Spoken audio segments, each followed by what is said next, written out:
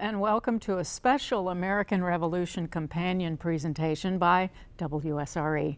I'm Sherri Hemminghaus Weeks. Our show is entitled Remembering Galvez and the Battle of Pensacola. For the next 30 minutes, we'll be doing just that, remembering a young Spaniard, Bernardo de Galvez, and the city where it all happened, Pensacola.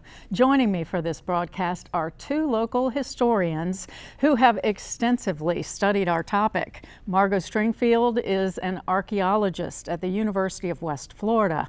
Much of her research focuses on historic cemetery preservation and conservation, as well as Pensacola's colonial British, Second Spanish, and early American periods. With Dr. Jay Clune, Margot is the co-author of Historic Pensacola, which was published by University Press of Florida in 2009, and also Chris Washler, who has been a member of the Pensacola chapter of the Sons of the American Revolution since 2013. He's the immediate past president of the chapter and is currently serving as the president of the Florida Society Sons of the American Revolution. He's presently chairing a group focused on bringing more visibility to the Spanish contributions in the fight for American independence. We'll get him to share more about that. Welcome, Margot Stringfield and also Chris Washer. It's so great to have both of you with us today. It's good to be here. So, we have a lot to talk about. Galvez, so many people, actually, I didn't start hearing about Galvez until maybe 2012, 2011, 2010. People started talking about Galvez. Why? Well, I think we were seeing more awareness of what did go on along the Gulf Coast and what partnerships were formed outside of the Atlantic seaboard. I think back then, if you heard someone say Bunker Hill or Yorktown, people immediately knew that you were going to be talking about the American Revolution and important battles. But if you said the Battle of Pensacola, people would probably look at you like a deer in the headlights because they would not really have known much about the significance of what was happening along the Gulf Coast. And what was happening along the Florida Gulf Coast was an amazing story that has been little told and has not been given the recognition that it does deserve until the last few years, and particularly now as we see new telling and researching of what went on during the fight for independence in our country. And we're seeing that in particular in how historians are approaching the topic. There's always been a big man approach to history in the past, and certainly Galvez was a very big man. But you're now seeing who actually was helping to facilitate the plans of the big man and who was helping that effort. And you're seeing people that might necessarily have been involved in a battle so much as on the periphery, in the towns, and helping in small ways and living their lives just as we live our lives today. And so I think that people are going to be extremely excited about the Ken Burns film on the American Revolution because it takes such a different approach.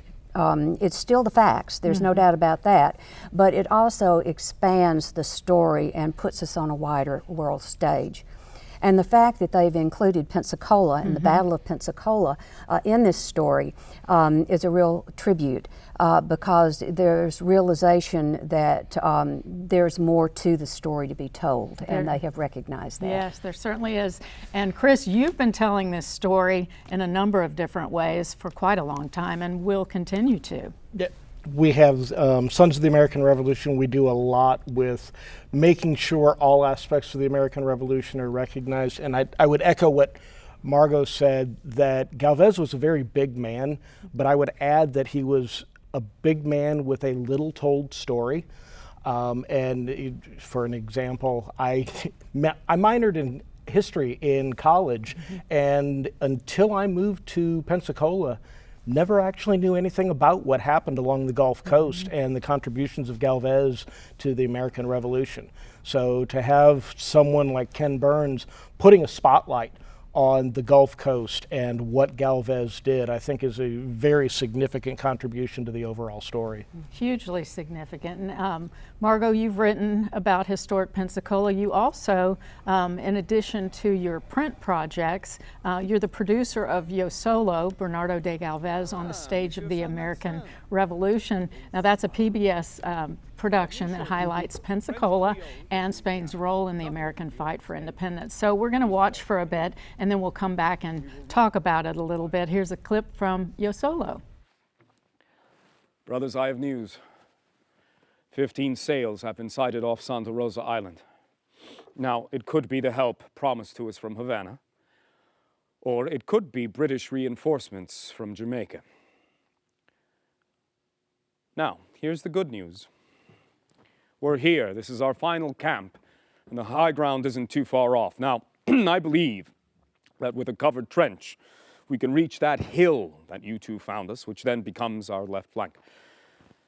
Our right flank, well, Espeleta, the bayou. We hold the bay. The British have no boats to come up the bayou. We're here, gentlemen. We're not leaving. We stay and we trench to the hill. And if those 15 sails turn out to be British, remember why we're here. I want Pensacola back. And then the end came sooner than anyone dared imagine. Mortar fire into Fort George herself caused the white flag of surrender to run up that same afternoon. British Commander John Campbell asked for ceasefire. No. I demanded capitulation. So on the 10th of May, the British surrendered with 900 soldiers marching out of Fort George, their muzzles pointing down, double filing and into ships bound for Havana. West Florida was finally ours. That was just a little clip of Yo Solo, which we will be airing here on WSRE, produced by Margot many years ago. I think it really helps us to see somebody portraying, that was Chas Mena, portraying a historical figure, to have more of a visual. And the battles that you fight and reenact do the same thing for area community members. They do. It really helps to bring that history that is so far removed from current day. It brings it to light for individuals now, and they get much more of a flavor of what was going on. How does these were humans just like all of us, but they were significant individuals in American history. The reenactments that we do and the battle commemorations that we hold are a small tribute. We give a much smaller picture than what something like a film does. We don't produce quite on that grand of a scale. But why is it important to do that for people?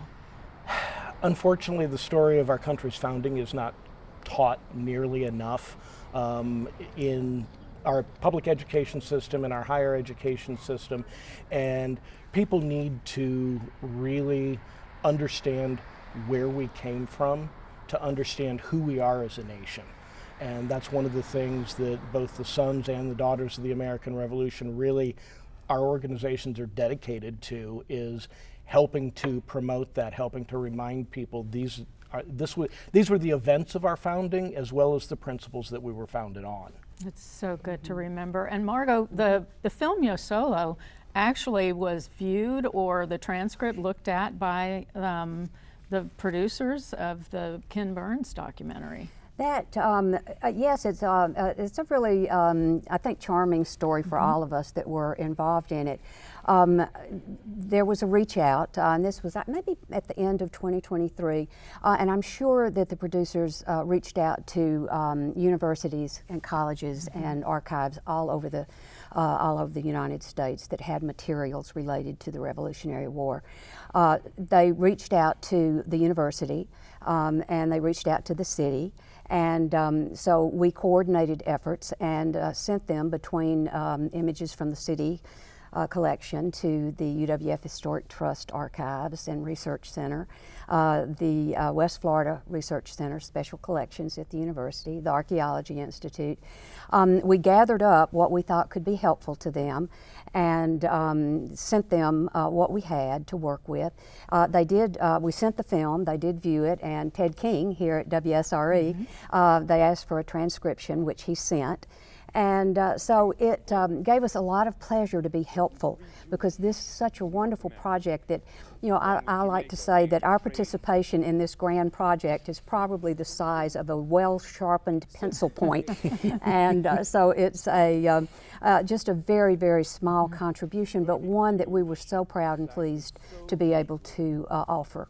As we should be, as you should be. So it, you know, this was a community all working together to be helpful in how the story was told. And so I think we will be very pleased here in Pensacola with how the story is told in the film. More and more people are paying attention to Pensacola and the Battle of Pensacola. In fact, Independence Lost was a book. It's just been re-released in conjunction with the film's release. You read that early on, Margot. I'm about to read it. And we were all there for a recent event that WSRE held, where even Kathleen Duvall states that she had never really learned anything about the Battle of Pensacola, and that inspired her to write this book. Let's take a look. I and my family piled us into the back seat of our Chevy Impala, and we bounced around all the way to Philadelphia and Williamsburg and Boston. And to me, that was the American Revolution. And only much, much later, after I was a professional historian, did I learn that there were battles of the American Revolution at Pensacola and Mobile and Baton Rouge. And I thought, I want more people to know that. I want kids to know that. I want people to know that the American Revolution was fought along the Gulf Coast, and that the decisions and the involvement that people had here was part of the American Revolution and was tremendously influential on American independence. That was Pulitzer Prize-winning author Kathleen Duvall, who was here for a recent WSRE event where we got to see a little bit of the Ken Burns film, along with some of the community members that enjoyed it so much. Chris, let's talk about the Spanish contributions to the American Revolution. The Spanish contribution as a whole, I think, has been downplayed for far too long, and there's an effort, concerted effort by a number of organizations to bring that into the spotlight as we come up on the semi-quincentennial. Not just the importance of the Battle of Pensacola, but everything that Galvez did along the Gulf Coast and all of West Florida. We were talking earlier that had it not been for the battles that Galvez fought, basically the British very likely would have sent reinforcements north, and Yorktown may not have been the final victory of the American Revolution. Quite a few people don't realize that there were actually American Revolution battles as far west as St. Louis. Battle of Fort San Carlos was kind of the beginning of the Spanish contribution overall to our effort, even though they never became an official ally of the United States. Well, and you're working on a committee that's really working to bring that out into the spotlight. I am. The SAR has taken a concerted effort to bring the spotlight onto the Spanish contribution in all of its forms. Most of that, thankfully, focuses across the Gulf Coast, which is part of the reason that I was able to get involved with that. That's awesome. Margot, so much to talk about here. Let's share some of the resources that people can look into. I brought 3 different books with me that I feel if people are in the mood to read, these are great reads. The first one is The Journal of Don Francisco Saavedra. And this can be had easily. And it is a first-hand account. He was sent with Galvez as an observer. He was very close to the Galvez family. In fact, Bernardo de Galvez, his uncle, was his mentor. And so while Galvez's journal focuses on the military tactics that were involved more closely, what Saavedra does is look at overall observations. So he gives us some wonderful descriptions of what Pensacola was like in 1781. We have descriptions of what it was like before the battle, the lead up to the battle. 2 days before the battle took place on the 8th, you've got a raging, either a hurricane or tornado. You can, but multiple bad weather. So he talks about that. They're running short on cannonballs. They're sending people out to collect cannonballs and bring them back so they can reuse them again. And but he talks about really observations that he has made about a wider view. And this, of course, is very much a man of the Enlightenment, as was Galvez. These were people at this time that were very focused on reason. They were focused on science and on individual freedoms. So they were very ripe. This was a ripe time for the American Revolution to take place, given what the thought was of the time. And he relays that in here, and it's a page turner. So I would advise people to get it. Pensacola, he describes as charming houses along the sandy beaches. They're well laid out. You can find anything you want in the stores, very provisioned from Europe and Asia. He discusses then there's more stuff than they can use, so maybe there's illicit trade, which of course we see in the archaeological record. I bet. And so it's really a great read. So I would encourage everyone, if you want a first-hand account of what was happening in the lead up, to get the journal. It's been translated. Right. And I also, the Independence Lost by Dr. Duvall is an excellent, excellent publication. She did a beautiful job in giving us the background of what was going on in our region. And again, this is a wonderful read, so I encourage everyone to pick that up. Then, if you want a blow-by-blow of the battle in maps, and then you go pick up this little book. This is by Dr. Bill Coker, and he was a professor of history emeritus at the University of West Florida and a Spanish borderland scholar. Is that still in print? It is. In fact, I was checking down with the bookstore down at the UWF Historic Trust and the Pensacola Museum of History, because they have carried it, and it is still available. But you can go in, and it's got a point by point. So if you're interested in what happened every day and how and what the lay of the land was as they moved, this is a really nice, and you can rely on this as you can for what was going on with the battle itself. So I think that what I'm hoping is that people will watch the film. They will come to the realization of just what a big role we did play. It was actually huge, It was wasn't it? huge. It really This was a was. major battle. We have a Revolutionary War battlefield in our backyard up there on North Hill. And so this was an engagement that was one of the longest. I think it was this one. It went on for what, almost 3 months, 2 months? Yes, it was about 3 months long. 3 months long, and so this was a huge engagement. And so you had people in town, you had the military here, you had, for the British, you had native people that were fighting for the British. You also had them on the Spanish side. You had free people of color, you had enslaved people. You had Germans. You had we were a melting pot here for sure. I was going to say.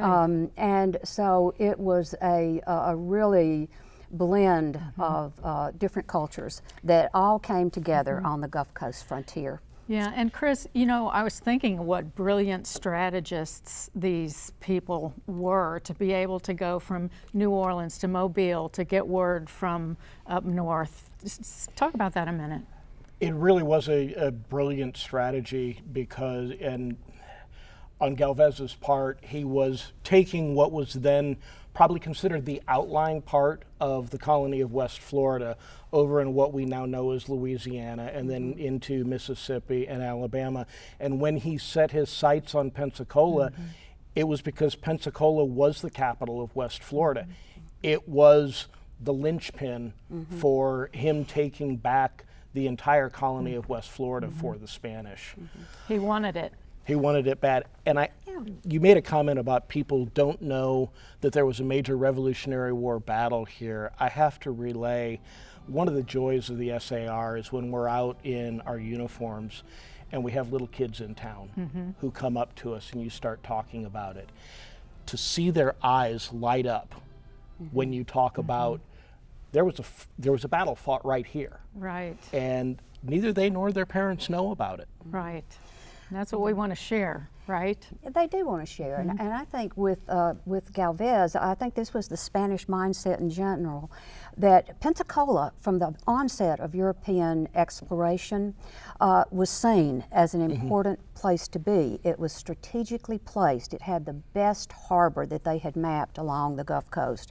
So this was where you wanted to be able to safe harbor and safely keep your ships. And then also it was in a nice position for ships sailing back to Spain from New Spain. And so it was always a desired place. Now, it may not have had desirable things happening here all the time because, boy, we were plagued with disease and often we were too poor to do much of anything. But it would have been interesting to see what had happened had the British prevailed, because the British were on their way to turning Pensacola and West Florida into what they were doing along the Atlantic seaboard. Very mercantilistic in their approach, and I think that would have proceeded further away from, certainly it would have been profitable, but more on the line of what we see with the establishment of the cities along the seaboard, Atlantic seaboard. When will area audiences be able to see the DAR and the SAR in action again? Will we be doing some things with Galvez Day, probably? We will. I was trying to think, that's probably our next major appearance, May 8th. We typically do it the Friday that is closest to the actual surrender of the British. But this coming year, it'll be May 8th. There will be a commemoration held downtown. Most of it's completely open to the public. I would love to see it. And I will brag, the SAR Color Guard will start at Fort George and come down to the Galvez Monument with a full colors parade. That's awesome. And you were going to add to that? Oh, I was just going to say, well, we're hopeful that we will also see them in St. Michael's Cemetery. Oh, yeah. Because we're working, what we're working on now, this is again a partnership within the community with the, is the storyboard that talks about the people in St. Michael's Cemetery that are associated with the American Revolution, because actually we have quite a few. Well, we've got about 2 minutes. I would like to hear about a few of those. Well, Dorothy Walton is I like to refer to Dorothy Walton as our star, but she was the wife of George Washington, who was a signer of the Declaration. She was both an eyewitness to the formation of our country and an eyewitness to the formation of our state. And so she would have had people at her table who were discussing everything that was going on with plans coming and going for the formation of what was going to rule us, how they were going to word this. She also was her son was very close to Andrew Jackson. You're seeing not only just the American Revolution, but movement into our territorial period, where we've got a real flow of people that were now getting older, but had one foot in the American Revolution, and then that other foot was stepping toward the Americanization of West Florida. Well, we literally have history underfoot. You're bringing it to life. You're sharing so much of your knowledge. What's underneath us right now, and do we still have that spirit that was here in those times? I don't know, but I think we do. I know how proud and pleased we were to do everything in our power to help get material for the people that were researching and writing The Ken Burns project, and again, our role was minute. I mean, minute, but it was still stirring to us to think that we could have a role in that story. So we all become part of the story, just as Dr. Duvall has become part of the story of Pensacola with her contributions, and everyone that's been involved with getting us to this point has been it's been a wonderful story to tell, and seeing the recognition come to Galvez and everyone that was involved in what became part of our national narrative, and not just our national but the world narrative that we have today is very inspiring, as it should be. It is all very inspiring. Both of you inspire me, and we are about out of time. So I want to thank you very much for being here and for all of your contributions. We'll look forward to seeing you. Thank goodness for all of you historians bringing us these important stories. As our program draws to a close, particularly thanks to our guests, Margot Stringfield and Chris Washler. We will be sharing more about Galvez Day and our area's remembering of Galvez and the Battle of Pensacola in part 2 of this special programming airing soon. Thank you so much for watching. I'm Sherri Hemminghaus Weeks. We'll see you next time.